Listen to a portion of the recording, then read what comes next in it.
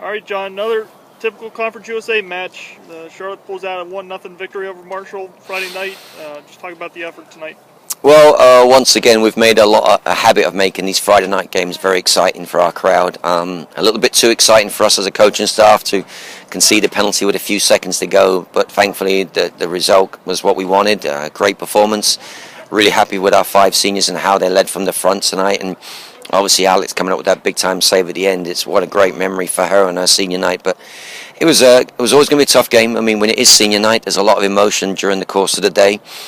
We celebrated early in the day and had some great time with our seniors and Dana, and we'll continue to do so tomorrow and throughout the weekend. But the hard part sometimes is changing that emotion and then coming out and putting on a performance.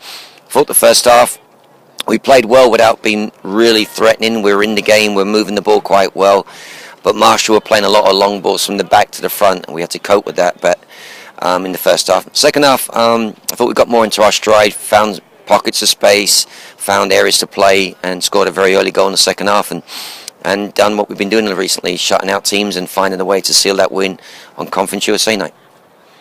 Second half has been a magical time of the game for this team this year. What changes at halftime that allows the team to push forward the final 45?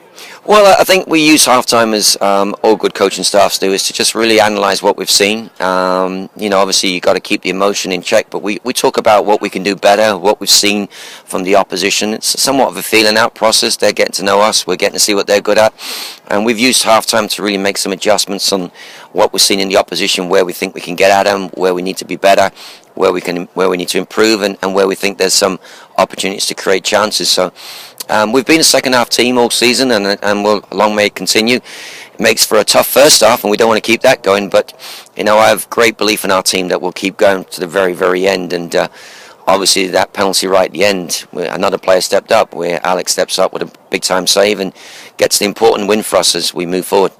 Sunday's match against Florida Atlantic is the last regular season home match here at Transamerica Field.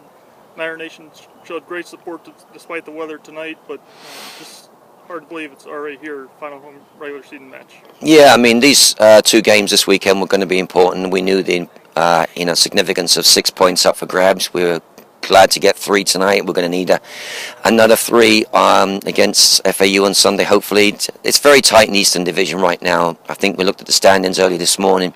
Something like 6 teams separated by 4 points.